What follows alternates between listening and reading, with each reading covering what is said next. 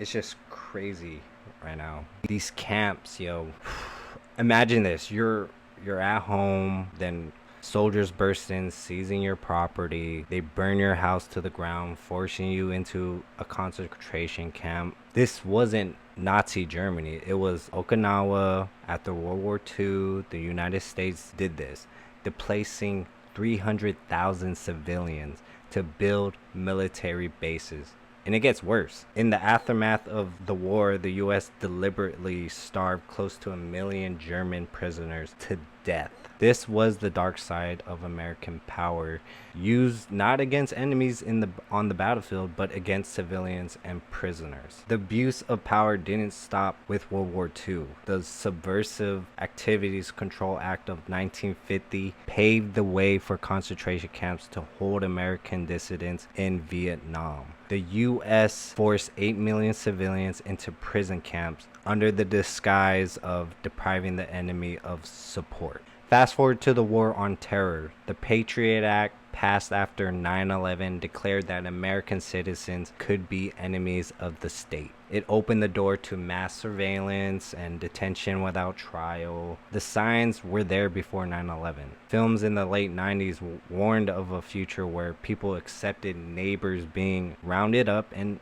imprisoned. We saw it at the WTO protest, the 2004 Republican convention, and after Hurricane Katrina, where police went door to door seizing guns. And then came the legal framework for martial law. In 2006, President Bush amended the National Defense Authorization Act, giving the president the power to declare martial law and detain Americans indefinitely. The next year, he signed Directive 51, allowing the president to take total control of the government in an emergency. This is documented history of how America, a nation founded on freedom, has repeatedly used its power to detain, deport, and deprive its own citizens and others of their basic rights. It's a history we must confront to prevent it from happening again.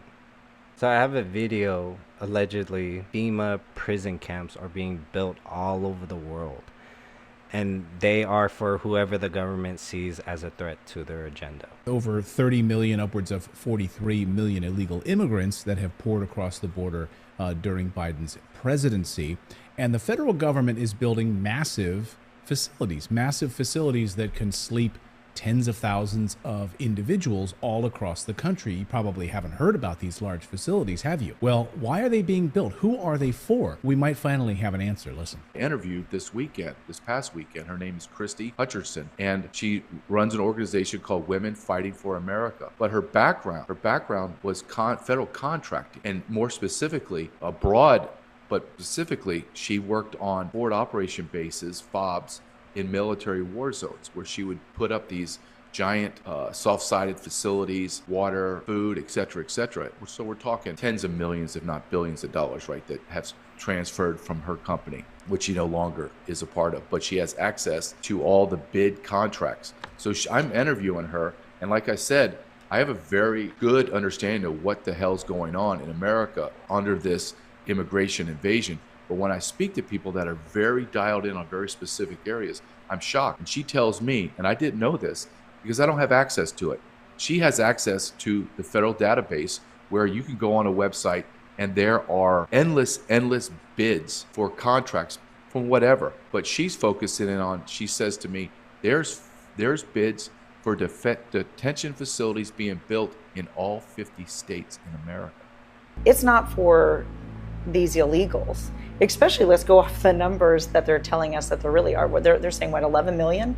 In reality, I can tell you right now, with talking to all of the agents that I've talked to, private sector, looking at the cameras and all the real data, we're over 30 plus million who've actually entered this country. Yep. And so even with that, even though that's enough to replace about 36 states population, why would they need to continue to do that if they're trying to absorb these guys, make them productive members of our society, get them into housing, because we know that there are already housing projects being coordinated with builders, again, with our money. I believe it's to kind of like what Nazis did with the Jews. concentration camps, processing facilities. They're going to need somewhere to process the dissidents. And I said, okay, hold on a second. Say that again. She says, okay, I can go into a database because my company used to bid on all this. And I bid overseas, international contracts. Very, very intelligent woman, very, very connected. And she says, I go in the database, JJ, and there's detention facility bids to build individual detention facilities in every state in the union. And then she goes on to say to me, well, JJ, who do you think they're built for? Are they built for all the illegal aliens or the unaccompanied alien children? Of course not. So it's not for illegal immigrants?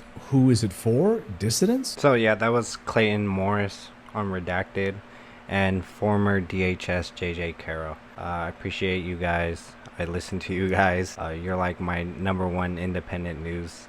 You guys are great, so I appreciate that. Just me talking about these specific things and giving my takes on it, that goes against what the government is planning, their agenda. They don't want me to talk about it and actually wake up the people I know and the people that are listening to me right now. They don't want you to wake up and see the truth of America. This is the reality of America. And it's a scary time. Be careful. Be prepared. I don't know.